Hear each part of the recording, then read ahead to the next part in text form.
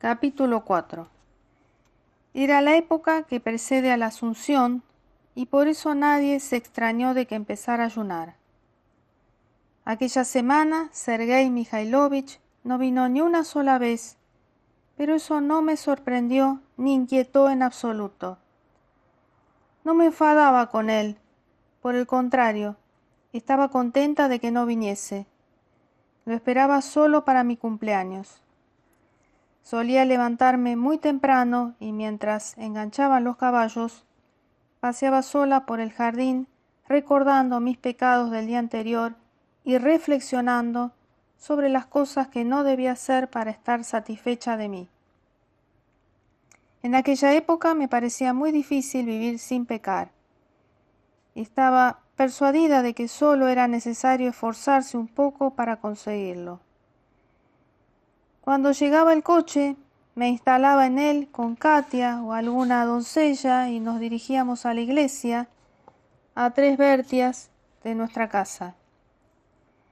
Al llegar me decía que era preciso recogerse para rezar por todos y procuraba subir los 2 peldaños cubiertos de hierba que conducían al atrio, animada de ese sentimiento. A esas horas no había en la iglesia más de 10 personas, entre campesinos y criados. Procuraba contestar a sus saludos con la mayor humildad e iba en persona, cosa que se me antojaba una verdadera hazaña, a tomar los cirios, a cuyo cuidado estaba el starosta, un viejo soldado. A través del iconostasio se divisaba el paño del altar, bordado por mi madre, 2 ángeles con estrellas que me parecían muy grandes cuando era pequeña y una paloma dorada. Más allá del coro se veía la pila en la que bautizaban a los hijos de nuestros criados, de los que yo era madrina y en la que también me habían bautizado a mí. El viejo sacerdote, con una casulla confeccionada, con la cobertura del féretro de mi padre, decía la misa. Su tono era el de siempre, el mismo que cuando bautizó a Sonia. Cantó los responsos de mi padre y los funerales de mi madre. Desde el coro resonaba también la misma voz, algo trémula, del sacristán, y la misma viejecita encorvada a la que solía ver en la iglesia durante las ceremonias. Permanecía junto a la pared, con los ojos llorosos, fijos en un ícono. Estrechaba los dedos cruzados contra su pañuelo descolorido y murmuraba algo con la boca desdentada. Ninguna de estas cosas me resultaba curiosa, y no es que me fueran familiares solo por los recuerdos, y hasta se me antojaban majestuosas, sagradas y llenas de profunda significación. Escuchaba cada palabra de la oración que recitaban, y si no entendía algo, pedía a Dios que me iluminara. Cuando el sacerdote leía alguna plegaria alusiva al arrepentimiento, recordaba mi infancia, clara e inocente, y se me aparecía tan negra en comparación con el puro estado de ánimo que me embargaba en aquel momento, que rompí a llorar, horrorizada de mí misma. Sin embargo, presentía que todo eso se me perdonaría y que, si pesaran mis pecados sobre mi alma, mayor sería mi dicha al arrepentirme. Al final de la ceremonia, cuando el sacerdote decía que la bendición del Señor sea con vosotros, creía sentir físicamente esa bendición. Era como si una luz y un gran bienestar invadieran de pronto mi alma. Terminada la misa, el sacerdote solía preguntarme si quería que fuese a casa a rezar las vísperas. Le daba las gracias, conmovida, por aquella atención que me figuraba tenía solo conmigo, y le contestaba que iría a la iglesia. Yo no sabía qué contestar para no cometer un pecado contra la humildad. Los días que no me acompañaba Katia solía despedir el coche y volví a pie. Saludaba a todos los que me encontraba y buscaba ocasión de prestar servicio, dando un consejo, ayudando a levantar una carga, acunando un niño y cediendo paso aunque me manchara los pies de barro. En una palabra, haciendo un sacrificio por los demás. Una noche, el administrador, al dar el informe a Katia, había dicho que uno de nuestros mujiks, llamado Semyon, había pedido chillas para construir un ataúd para una hija que se le había muerto y un rublo para la colación fúnebre. ¿Acaso son pobres? ¿Son tan pobres?, le pregunté. Sí, señorita, no tienen ni para comprar sal, respondió el administrador. Al oír esto se me encogió el corazón, pero al mismo tiempo tuve como una sensación de alegría. Engañé a Katia diciéndole que iba a dar un paseo. Corrí al piso de arriba, tomé todo mi dinero, tenía muy poco, y después de santiguarme me dirigí a la isba de Semyon. Estaba en un extremo de la aldea. Sin que nadie me viera, me acerqué a la ventana, puse el dinero en el alféizar y di un golpecito. Rechinó la puerta y alguien salió de la isba. Oí unas palabras. Temblando de miedo, como si hubiese cometido un crimen, volví a casa a todo correr. Katia me preguntó qué me había sucedido, pero yo no era capaz de entender lo que me decía, y no le contesté.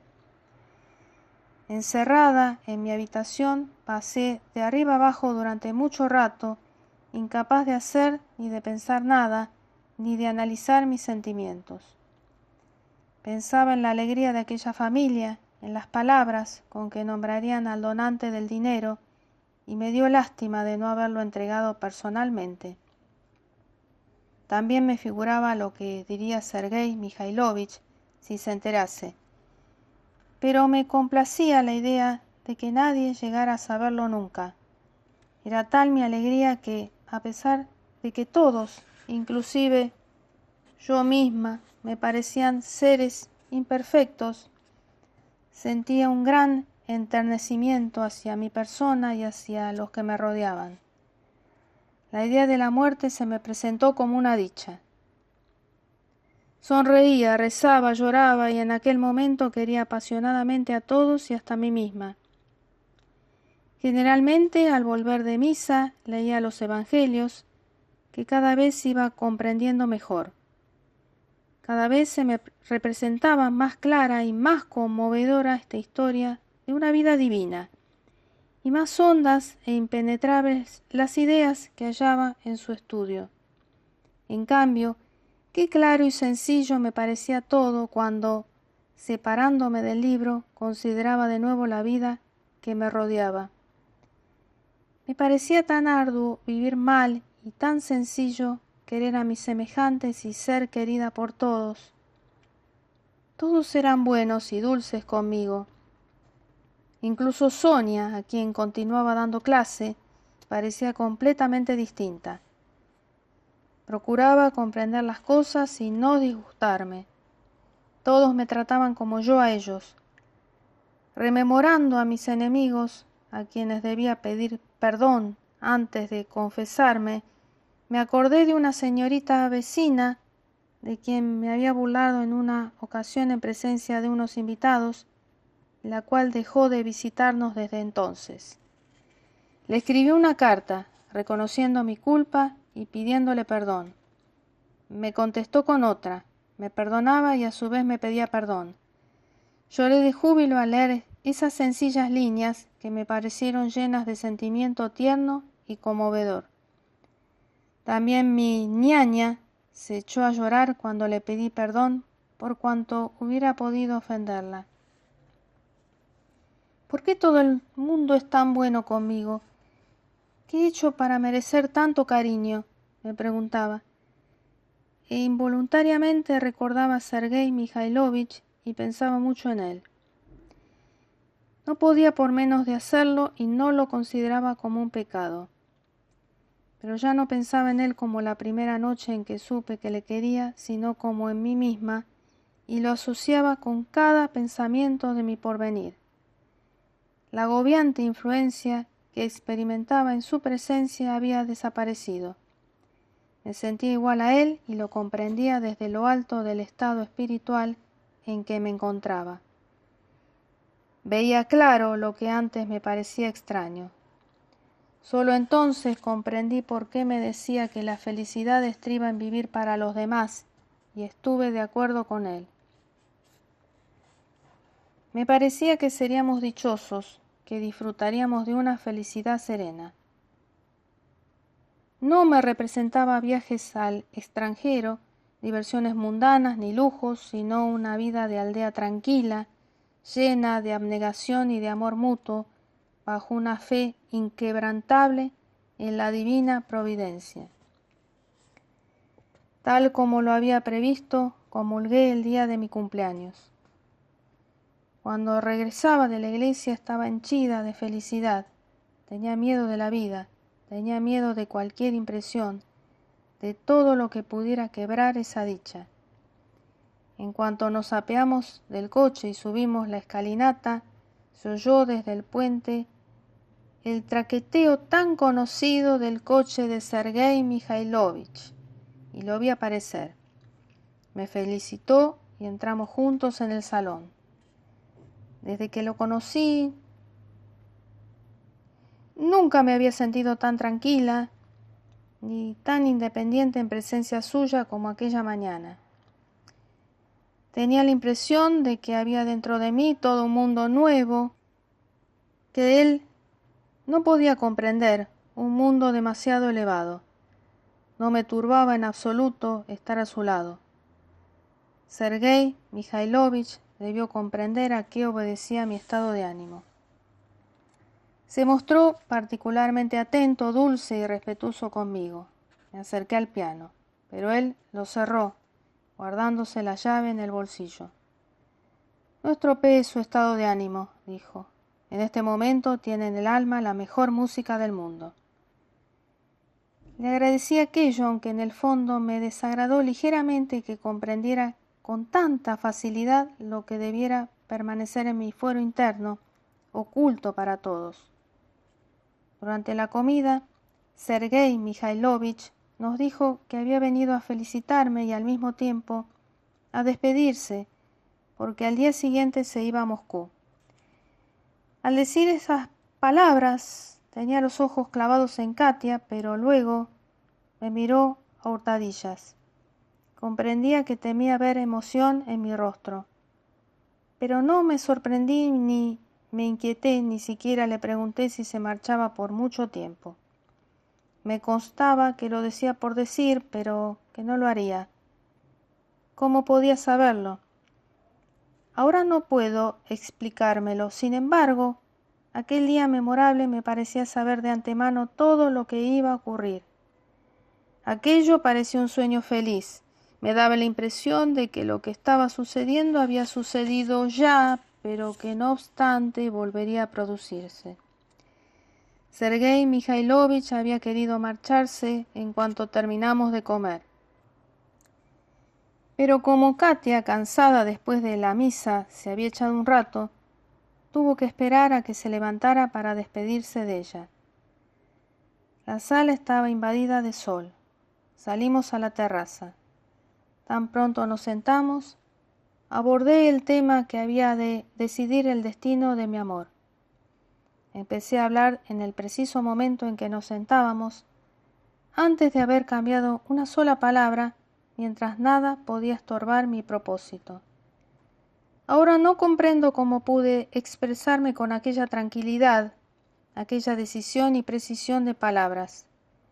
Era como si no fuese yo quien hablara, sino una fuerza misteriosa que estuviese dentro de mí. Sergei Mikhailovich, sentado enfrente y apoyado en la barandilla, había cercado así una rama de lilas que deshojaba. Al cabo de un rato había soltado la rama y apoyado la cabeza en la mano. Esta actitud podía ser tanto la de una persona completamente tranquila como muy alterada. ¿Por qué se marcha?, pregunté en tono significativo mirándole con fijeza. No contestó. Los asuntos, bromeó al fin, bajando los ojos. Comprendí lo difícil que le resultaba mentirme a una pregunta formulada con tanta sinceridad. Escuche, usted sabe lo que significa para mí el día de hoy. Es muy importante por muchas razones. Si le hago esta pregunta, no es por mero interés. Ya sabe que me he acostumbrado a usted y que le quiero, sino porque necesito saberlo. ¿Por qué se marcha? Me es muy difícil decirle la verdad. Esta semana pasada he pensado mucho en usted y en mí y he decidido que debo marcharme. ¿Comprende por qué lo hago? Si me aprecia, no me pregunte nada más. Se pasó la mano por la frente y cerró los ojos. Me es penoso, usted debe comprenderlo, añadió. Empezó a latirme el corazón con fuerza. No puedo comprender, exclamé. No puedo, pero usted me lo dirá. Por el día que es hoy, dígamelo, escucharé lo que sea con tranquilidad, añadí. Cambió de postura, me miró y de nuevo atrajo la rama. Claro que, empezó diciendo después de un breve silencio con un tono de voz que en vano pretendía ser firme. Aun cuando sea casi imposible decírselo con palabras y por penoso que me sea, procuraré hacerlo. Hizo una mueca como si experimentara un dolor físico. Sí, lo animé. Imagínese un señor, llamémosle A, un señor viejo y caduco y una señorita B, joven feliz que no conocía a los hombres ni la vida. Por las relaciones existentes entre las dos familias, A ha tomado cariño como a una hija a la señorita B sin figurarse que un día la querría de otra forma. Guardó silencio, yo no lo interrumpí. Pero había olvidado que B era demasiado joven, que la vida era un juego para ella, continuó de repente con tono resuelto y sin mirarme. Que era fácil quererla de otra forma y que eso le resultaría divertido. De repente se dio cuenta de que otro sentimiento penoso como el arrepentimiento invadía su alma y se asustó. Le dio miedo perder la antigua amistad. Por eso decidió marcharse antes de destruirla. Al decir esto, se frotó los ojos, aparentando indiferencia. ¿Por qué temía quererla de otro modo?, pregunté en un murmullo, conteniendo mi emoción. Mi voz era tranquila. Sin duda debió de creer que me burlaba. Usted es joven, yo no. Usted tiene ganas de jugar, en cambio yo necesito otra cosa. Juegue, pero no conmigo. De lo contrario, voy a creerme lo que me diga, esto me hará daño y le remorderá la conciencia. Estas fueron las palabras que dijo. Ah. Pero bueno, esto es absurdo, ya puede comprender por qué me marcho. No hablemos más, por favor. No, continúe, exclamé, y mi voz tembló, ahogada por los sollozos. ¿Él la quería o no? Sergei Mikhailovich no contestó. Si no la quería, ¿para qué ha jugado con ella como una criatura?, balbucí. Desde luego tuvo la culpa, replicó interrumpiéndome, pero todo terminó y se separaron, tan amigos. Es horrible. ¿Acaso no puede haber otro desenlace?, exclamé, asustándome acto seguido de lo que había dicho. Sí, claro, respondió Sergei Mikhailovich, descubriendo su rostro emocionado y mirándome con fijeza. Hay otros dos, pero por Dios, no me interrumpa y compréndame. Unos dicen, prosiguió levantándose y sonriendo con expresión dolorosa, que perdió la razón, se enamoró locamente de B y se lo dijo, y que ésta se echó a reír. Para B, aquello era una broma, en cambio, para él se trataba de su vida. Me estremecí y quise decirle que se guardase de hablar por mí, pero Sergei Mikhailovich me contuvo, puso una mano sobre la mía y prosiguió con voz temblorosa. Espere, Otros dicen que ella se compadeció de él. La pobrecita no conocía el mundo, se imaginó que podría quererle y lo aceptó por marido. Él, como un insensato, creyó que su vida empezaba de nuevo. Pero la muchacha se dio cuenta de que lo había engañado y había sido engañada a su vez. No hablemos más de esto, concluyó sin fuerzas para continuar. Y comenzó a pasear junto a mí. Había dicho, no hablemos más de esto. Sin embargo, me di cuenta de que esperaba mis respuestas con todas las fuerzas de su alma. Quise hablar, pero no pude. Algo me oprimía el pecho. Lo miré, estaba pálido y le temblaba el labio inferior. Me dio lástima. Hice un esfuerzo, rompí el silencio que iba paralizándome y hablé en voz baja, temiendo en cada momento que se quebrase. Y el tercer desenlace, dije, interrumpí. Sergei Mikhailovich siguió callado. El tercero es que A no la quería. Había causado mucho daño a B, pero creyendo que procedía bien, se marchó. Y encima se sentía orgulloso. Es para usted para quien se trata de una broma y no para mí. Yo le amé desde el primer día, le amé desde el primer día, repetí. Involuntariamente al pronunciar la palabra amé, mi voz, tan queda antes, se transformó en un grito salvaje que me asustó. Sergei Mikhailovich permanecía frente a mí muy pálido. Cada vez le temblaba más el labio. De pronto 2 lágrimas se deslizaron por sus mejillas. Eso está muy mal, grité ahogada por sollozos de ira. ¿Qué he hecho para merecerlo? Me levanté con intención de irme, pero Sergei Mikhailovich no me dejó. Colocó la cabeza sobre mis rodillas y me besó las manos, todavía trémulas, por las que sentí correr sus lágrimas. Dios mío, si lo hubiese sabido, balbuceó. ¿Qué he hecho? ¿Qué he hecho? Repetí. Pero mi alma estaba henchida de felicidad que había creído perdida para siempre. 5 minutos después, Sonia subió a buscar a Katia. Iba gritando por toda la casa que Masha quería casarse con Sergei Mikhailovich.